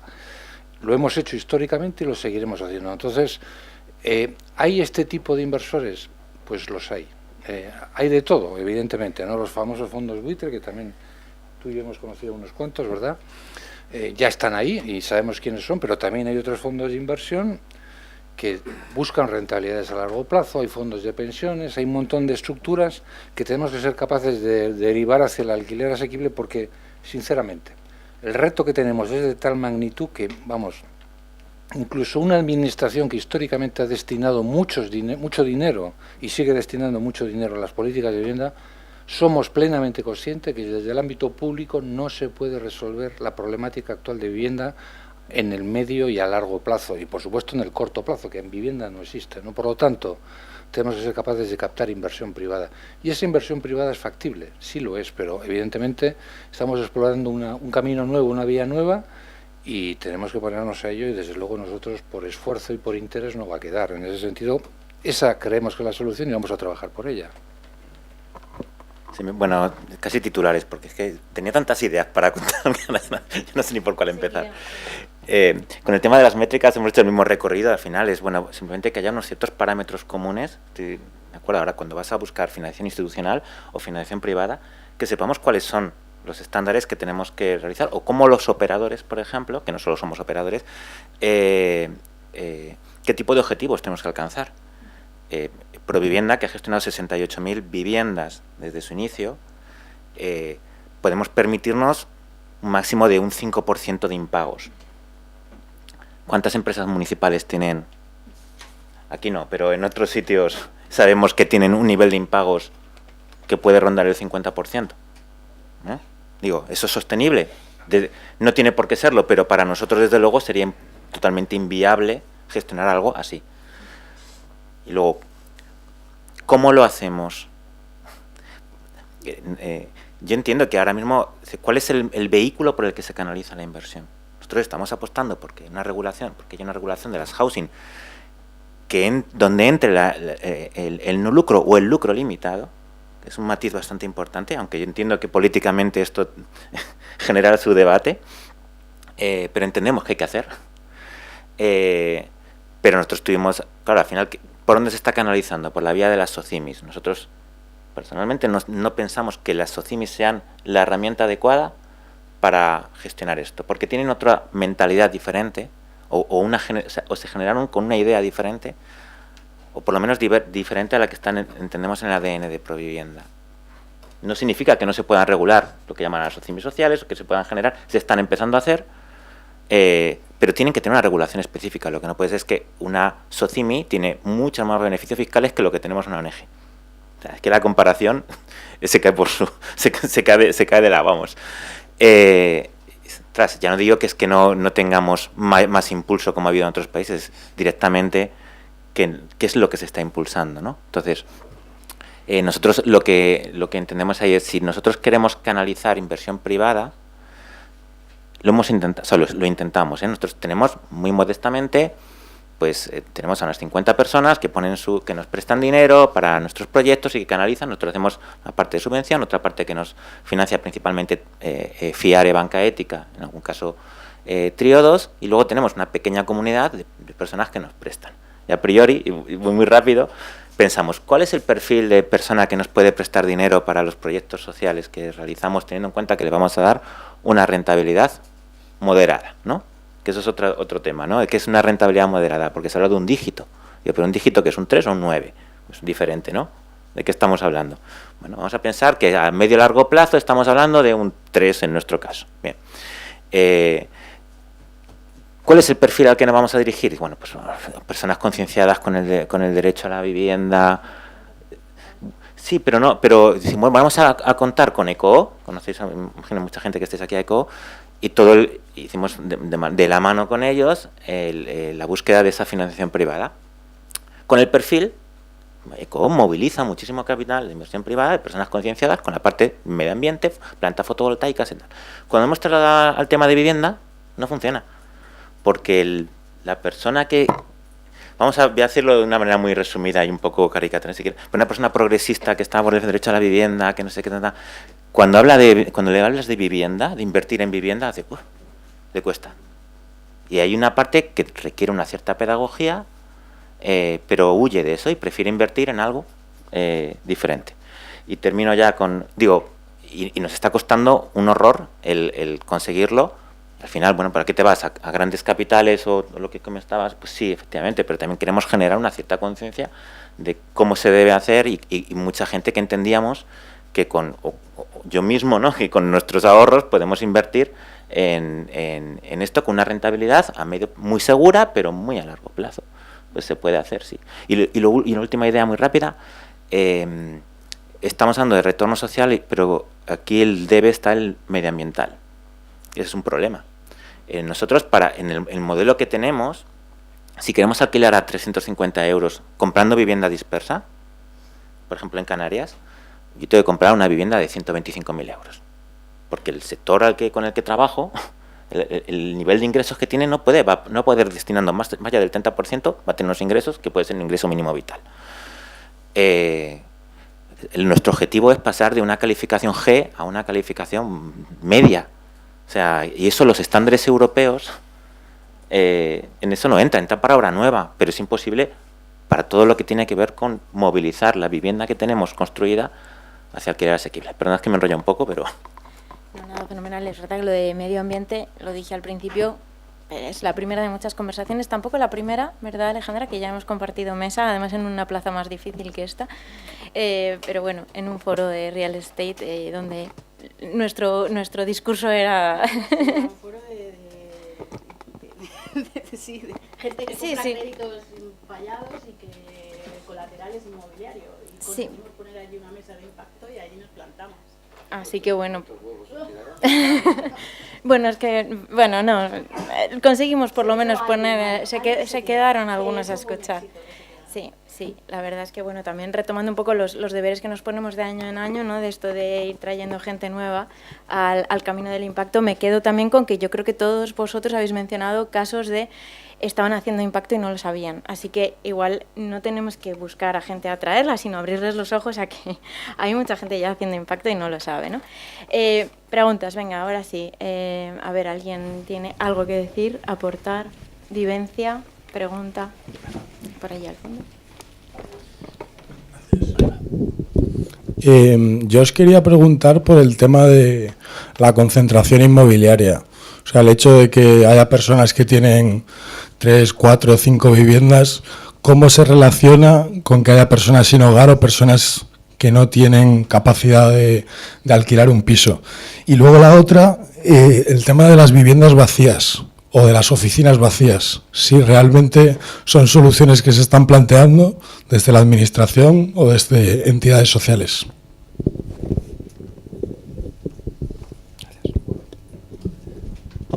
Ahora, me lanzo al ruedo. Bueno, va por sitios, va por barrios, es decir, y es importante ese factor, ¿no? Por ejemplo, Cataluña y sobre todo Barcelona es un mundo, Madrid es otro. Yo hablo de mi experiencia, ¿no? En nuestro caso, además, hace poco siempre nos preguntan una pregunta parlamentaria sobre esto y nos salían como 363 personas físicas o jurídicas que son propietarios de más de 5 viviendas, ¿no? ¿Cuál es la sociología? En nuestro caso, por ejemplo, el 95% de nuestros tenedores son personas físicas y no tenemos grandes tenedores. Son personas físicas que tienen 1 o 2 viviendas. Sociológicamente hemos analizado con datos de IRPF quiénes son y yo lo que os puedo decir es nuestro caso. Y aquí sí que es importante adaptarse al medio. Yo siempre he defendido políticas que se adaptan al medio. Hay que conocer tu entorno y en función de eso actúas, ¿no? Entonces, en nuestro caso, ¿quiénes son esas personas? Pues en nuestro caso son personas que no son, aunque hay estudios ahora que han salido recientemente en otra línea, yo con mis datos, y mis datos no los falsificamos, eran personas de nivel de renta media, trabajadores, muchos de ellos inmigrantes, que históricamente les habían contado la película, como a todos nosotros, de que la forma más noble de vehiculizar el ahorro es comprar otra vivienda. Tenían otra vivienda y esa otra vivienda la ponían en el mercado o no, ¿no? Entonces, efectivamente, que la posesión de muchas viviendas excluye a otros de su uso, pues es evidente, ese es un principio fundamental del mercado, ¿no? Cualquier mercado se basa en la exclusión, esa es la base del mercado privado, de oferta y demanda, es la exclusión. Esto es mío y excluyo del uso a los demás. En el caso del País Vasco, esos grandes tenedores no creo que estén afectando de una manera especial al acceso al alquiler, ¿no? El gran tenedor en el País Vasco somos nosotros. Yo en esa respuesta decía, señores, hablan ustedes de esto, pero es que tenemos unos cuantos fondos que tienen 200, 300 viviendas. Además, han entrado en el mundo de la VPO, no en el mundo de la vivienda libre, porque en la vivienda libre no hay paquetes de 500 viviendas. En el nuestro sí, ¿no? Entonces, bueno, esa es la situación, ¿no? Que, bueno, somos nosotros los grandes tenedores, se están afectando. En nuestro caso, hay otras variables que básicamente tienen que ver con la escasa producción, niveles de renta, procesos de inmigración, afortunadamente, y en contra de lo que se pueda pensar por parte de algunos. Es una bendición que en el País Vasco tengamos saldos migratorios positivos, porque si no, no se cubrirían los puestos de trabajo, no cuidarían a nuestros padres, no harían muchas cosas que hacemos ahora, ¿no? Entonces, mi conclusión es que en el caso del País Vasco no es el elemento fundamental que afecta al acceso. Hay otros factores, viviendas turísticas, especulación, demanda e inversión. Hay mucha gente que está comprando para invertir y poner alquiler, vale, son personas jurídicas, eso está influyendo, pero en mi caso creo que la respuesta es que ahora mismo no afectan de una manera sustantiva el acceso, ¿no? Viviendas vacías. El País Vasco es la comunidad que menos viviendas vacías tiene de toda España. Tenemos en un 4%. ¿Por qué? Porque llevamos muchos años atacando la vivienda vacía. A mí personalmente, es uno de mis orgullos, los administradores de la propiedad, los administradores de propiedad, sí, de Álava, eran la Asociación de Propietarios de Álava, en una presentación que hice del decreto de viviendas deshabitadas, en virtud del cual la administración impone un canon si tú tienes una vivienda deshabitada durante más de 2 años, sin motivo aparente, si no es segunda residencia o si no te trasladas por motivos de trabajo o de salud, pues bueno, en ese caso nosotros entramos a saco cobramos un canon, empezamos 10 euros metro cuadrado construido, es decir, hay zanahoria, hay palo, utilizamos el palo para que se pongan las viviendas en el mercado, y se pusieron, y ponía como anécdota que en esa maravillosa reunión que tuve el placer de ser llamado comunista, bolivariano y pendejo. Y pendejo. Yo contesté que comunista no soy, bolivariano tampoco, y que no entendía lo de pendejo, que me lo explicaran. Me hizo mucha ilusión que me llamaran pendejo, pero bueno, en fin, no me han vuelto a llamar pendejo. Si a algunos anima. Yo, muy rápidamente, Provivienda desarrolló a primeros de los 90, que hacemos ahora los 35 primeros años, los primeros programas de dinamización de vivienda vacía, de intermediación en alquiler, que luego han tenido diferentes desarrollos, en el caso de Euskadi con Bizigune, muchísimo más evolucionados, y en otros casos directamente ha dejado de tenerlos, ¿no? El problema de contarte una anécdota de 30 segundos. Tenemos bolsas de alquiler en toda España. El otro día estaba en Vigo hablando en la calle con la coordinadora de la bolsa, y se puso a hablar con una señora que iba con sus bolsas del Mercadona y tal, ¿y qué tal? ¿Cómo está? No sé qué.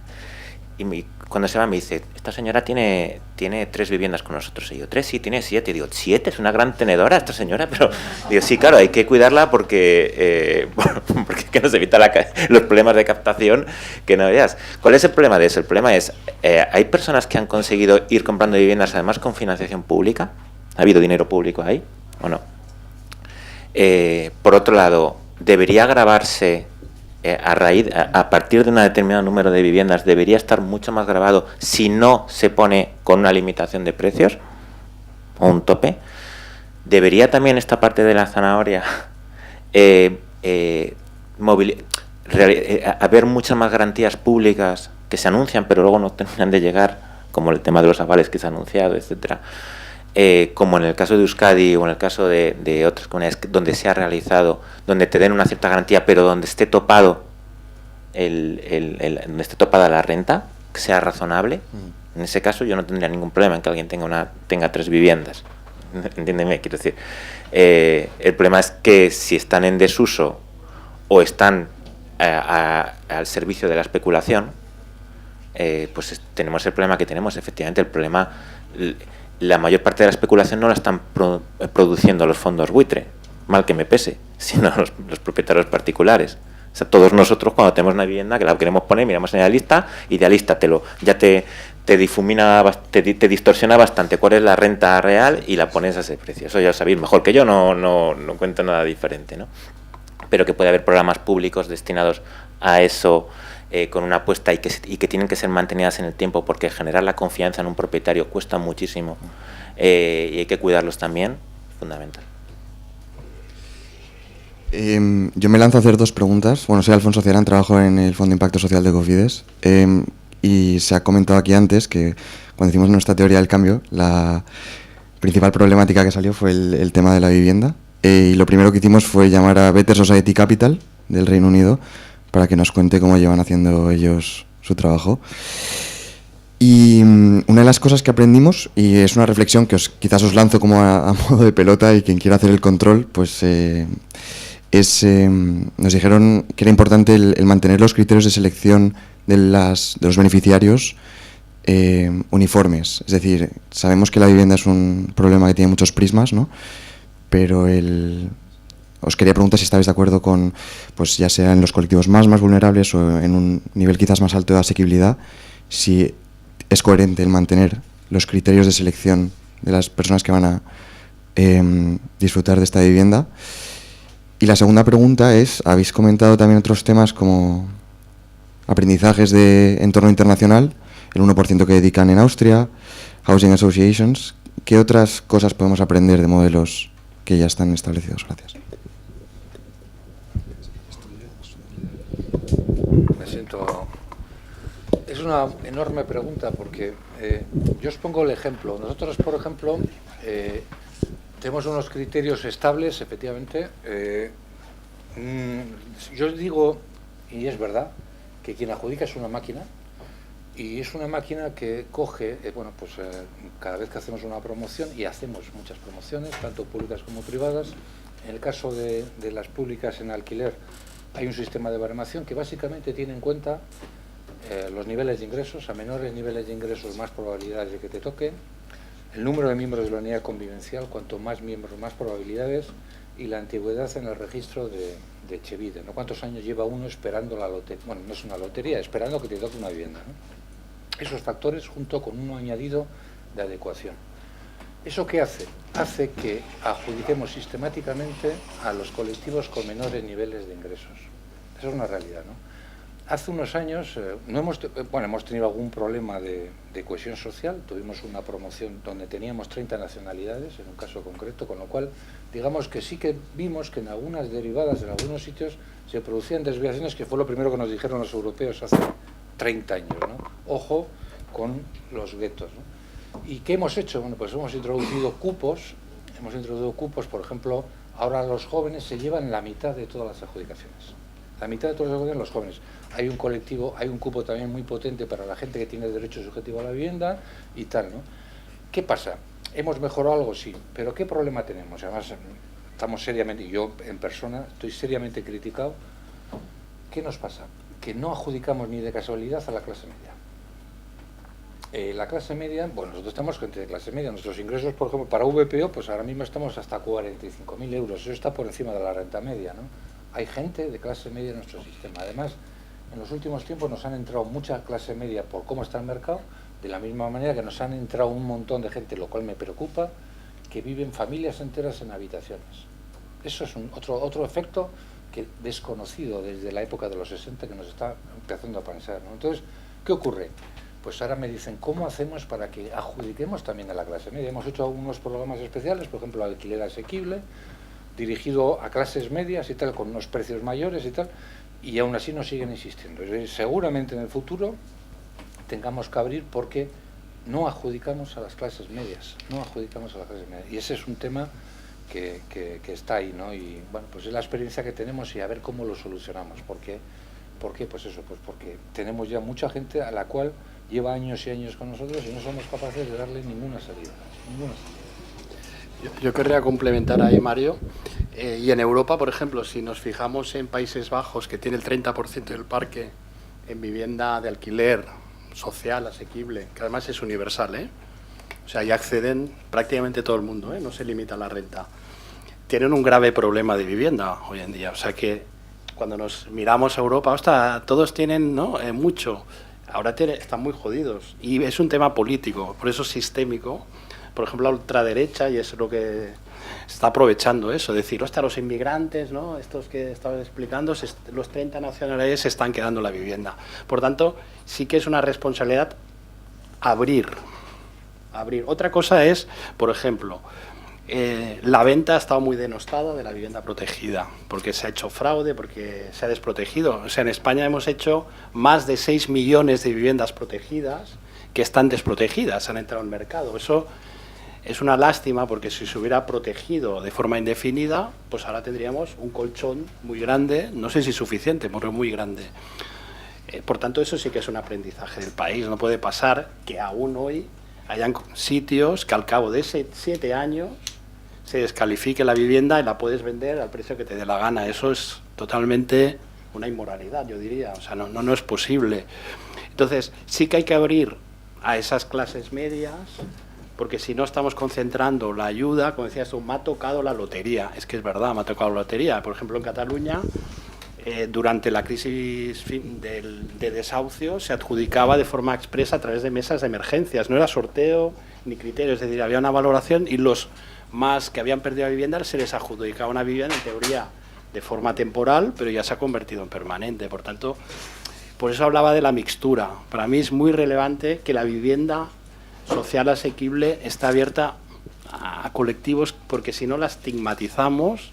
Lo que pasa es que buscar medidas financieras, ¿no? Por eso hablo de la venta o derechos de superficie en venta, que vosotros tenéis mucha experiencia.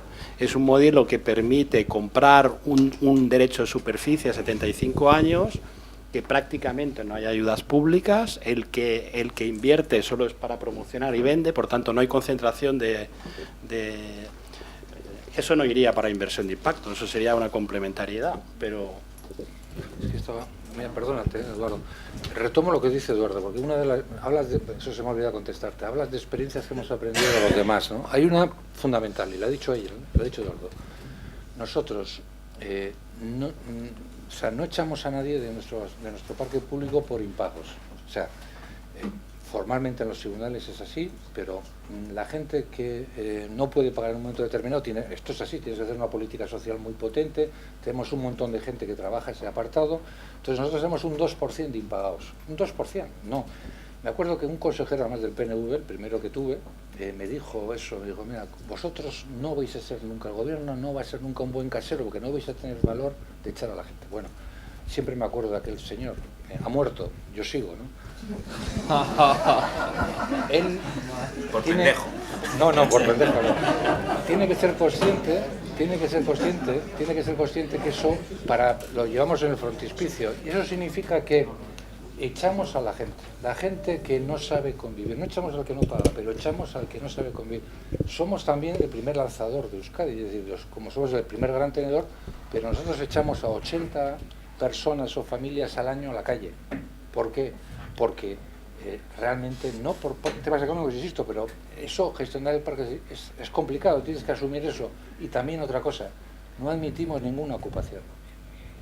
Ninguna ocupación. Todas las ocupaciones que tenemos, que son 28 al día de hoy, sobre un parque muy potente, están judicializadas y hemos recuperado vivienda. No permitimos que ningún gracioso o graciosa se apropie de una vivienda que es pública y que tiene un arrendatario legal que tiene que disfrutarla. Entonces, claro, estos son principios básicos que no todas las administraciones públicas tienen el valor de emprender, porque es difícil, tienes que soportar muchas cosas, pero sin eso no puedes tener un parque público. Sí, nos queda muy poquito. ¿Tú querías puntualizar algo? ¿No?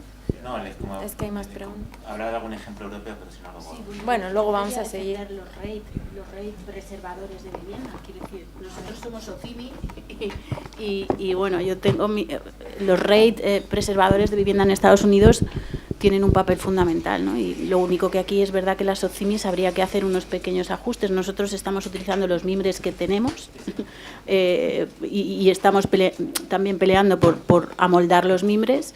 Por ejemplo, una SOCIMI no tiene capacidad, o sea, la reinversión de una SOCIMI brilla por su ausencia, es una figura pensada para repartir dividendo y por lo tanto el lucro limitado, que me gustaría, como ha dicho Eduardo, que hagamos una labor pedagógica de que el lucro limitado no es ganar menos que los demás, porque esto espanta a los inversores, sino que es reinvertir parte del beneficio. Es decir, yo reparto dividendo hasta aquí y reinvierto lo que sobra. ¿Vale? Que es como funciona el lucro limitado en UK, por ejemplo. El lucro limitado en UK está regulado y nadie se espanta. Hay una regulación del lucro limitado en el que se establece una referencia a un índice de bono y a partir de ahí, bueno, era por defender que cabe que la figura de la SOCIMI tenga sentido. Yo le pondría el más SBIC, es decir, ese combinación sería un punto de partida fantástico para empezar a visualizar fondos y vehículos en los que se pueda invertir, no en activos, sino en estrategias. Sí. Una pregunta.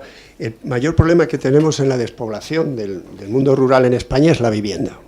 Nosotros hemos iniciado un proyecto de repoblación, tenemos 1000 viviendas que en este caso están siendo alquiladas por personas, por familias, y nosotros tomamos la vivienda rural pues como un favor. Es decir, que hay viviendas rurales en alquiler, pero tiene que ser el dueño de la vivienda quien conozca a la persona que va a vivir y que tenga confianza. Además, tenemos que darles un seguro de impagos a estos propietarios de la vivienda sin que lo sepan los inquilinos.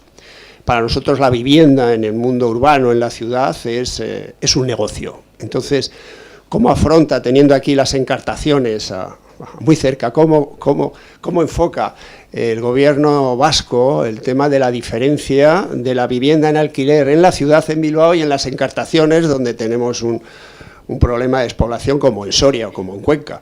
Y la segunda pregunta es que con las entidades públicas que trabajamos siempre recomendamos que la vivienda social de alquiler tiene que ser rotativa, no tiene que ser una solución habitacional para toda la vida. Tiene que tiene que ser algo que permita que esa familia pueda encontrar en 2 años, en 3 años otra vivienda y haya más familias por número de inversión. Y luego que la vivienda sea pequeña e incómoda, así en el mundo rural, pequeña e incómoda, de 60, 70 metros, no megacasas de 180 metros, donde viene una familia de Madrid, de Bilbao, de Barcelona, de otros sitios, y es que no puede pagar la calefacción. ¿Cómo enfoca el tema vivienda-alquiler el gobierno vasco en Bilbao y en las encartaciones? Si hay algún comentario más, lo agradecería para poner soluciones. Con dificultad. Esa es la primera razón, ¿no? Vamos a ver, es cierto que nosotros estamos muy enfocados, porque se pueden decir muchas cosas, pero realmente la política de vivienda está muy enfocada ahora a los sitios donde hay demanda y básicamente son ámbitos urbanos, ¿no? Sí tenemos un sistema de ayudas públicas que sí que es cierto que discrimina positivamente, incrementando el nivel de ayudas en los ámbitos despoblados, que llamamos. De hecho hay una definición sobre eso. Entonces, bueno, sí que es cierto que en esos ámbitos hay todavía más ayudas de las que existen normalmente, pero reconociendo que ahora mismo estamos centrados en donde hay demanda y efectivamente es en los ámbitos urbanos, ¿no? Esto es así, es una realidad. Las diputaciones forales sí que están haciendo programas específicos también de fomento de recuperar viviendas en ámbitos rurales, llevar a población allí con una serie de incentivos que también es competencia suya. Entonces sería otro complemento añadido, pero reconociendo lo que tengo que reconocer en ese aspecto, ¿no? Y en cuanto a la capacidad rotacional o no, nosotros tenemos una figura específica que son los alojamientos dotacionales, son como apartamentos que no son viviendas y tal, donde efectivamente hay un carácter rotatorio. Cada 5 años es obligatorio que salgas, ¿no? Pero en el resto de las viviendas nuestras no defendemos eso, al revés. Sí que hacemos una cosa, y es que cada 5 años revisamos las condiciones de las personas y se vuelve a cuestionar si realmente cumplen las condiciones para seguir en una vivienda pública o no.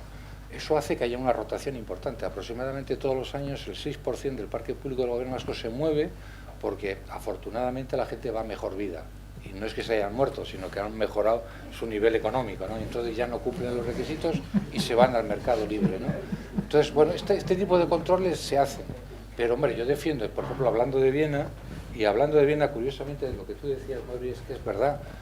Nosotros, la última vez que estuvimos, nos ocultaron que habíamos serios problemas, bueno, al final nos tuvieron que reconocer, con la ultraderecha, es decir, de hecho, vimos un enfrentamiento de un austríaco de toda la vida con un africano, allí mismo en unas viviendas públicas, ¿no? Y hay un racismo importante. Y, hombre, creo que en Viena era la segunda fuerza de la ultraderecha y en Austria, no sé si es la primera, no estoy muy seguro. Es decir, que no estoy hablando de canto gregoriano, estoy hablando de que en Viena, maravilla de las maravillas del parque público social, hay serios problemas ahora mismo de xenofobia y de otro tipo de cuestiones, ¿no? de convivir, ¿no?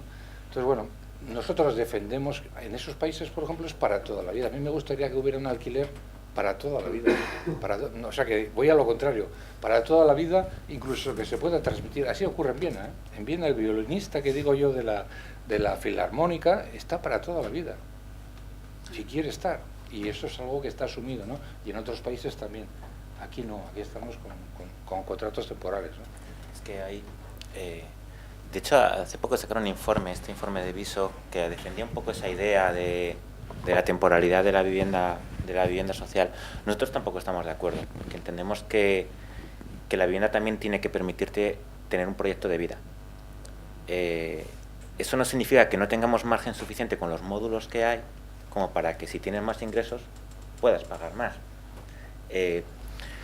Pero no necesariamente tener ese carácter de muy temporal y terminar hablando de la vivienda social como para los pobres que tienen que... Yo no termino... Entiendo el debate, pero yo creo que una concepción del derecho a la vivienda muy amplia no debería generar una cierta pelea por los recursos, para entendernos, ¿no? Y luego... efectivamente tenemos un problema con lo que estaba comentando Mario. Nosotros llevamos con el tema de la ultraderecha y esa concepción de la vivienda social y lo que conlleva. Entonces, solo en el modesto parque de vivienda que tenemos, llevamos una cantidad de amenazas, preguntas parlamentarias de Vox, amenazas telefónicas, físicas, insultos en redes, YouTube, bueno, pues va un poco, yo creo, con una concepción de que, y además con una serie de mentiras, pero con una concepción de que, en el fondo, de una aporofobia brutal, que es lo que se traslada ahí. Pero bueno, si no lo digo, esto revienta. Yo creo que ya, ¿no? Ya nos hemos pasado mucho. Vamos a seguir hablando de vivienda, como no puede ser de otra manera. Hay muchos frentes, muchos problemas, pero bueno, queríamos traer aquí ejemplos de que sí se puede hacer de otra manera. Hay esperanza y somos muchos cada vez más, así que vamos a ir sumando, vamos a fijarnos en los ejemplos de aquí, en los ejemplos de fuera.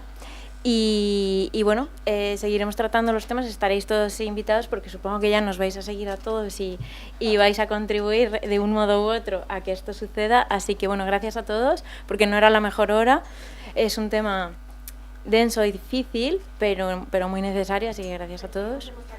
Y luego eso, a las 7:30 podemos seguir hablando en el BNS, que tenemos nuestra caña social by Spain Up.